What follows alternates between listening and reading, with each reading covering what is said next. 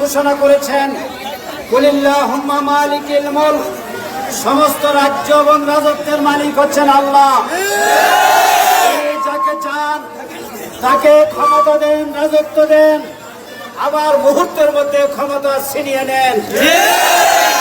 হাসিনা ভেবেছিল তাকে আর কেউ ক্ষমতা থেকে সরাতে পারবে না। সর্বময় ক্ষমতার অধিকারী আল্লাহ মাত্র ৪৬ দিনের কর্মসূচির মাধ্যমে শেখ হাসিনা জনগণের কাছে নথি স্বীকার করে বাংলাদেশ থেকে পালিয়ে তাদের প্রভুর রাজ্য ভারতে গিয়ে আশ্রয় গ্রহণ করেছে।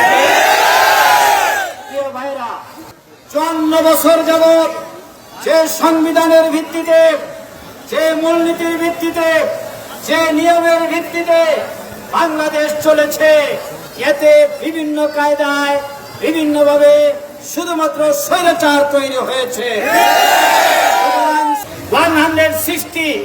১৬০টি বিষয়ে আমরা মত দিয়েছি।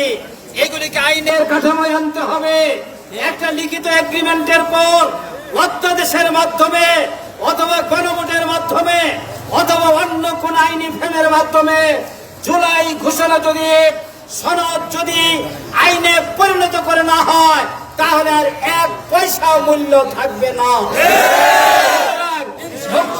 ভাইরা, ঈমান নিয়ে, ইসলাম নিয়ে, কোরআনকে হাতে নিয়ে রাজপথে আমাদের আন্দোলন বিজয় না হওয়া পর্যন্ত এই আন্দোলন অব্যাহত থাকবে ইনশাআল্লাহ।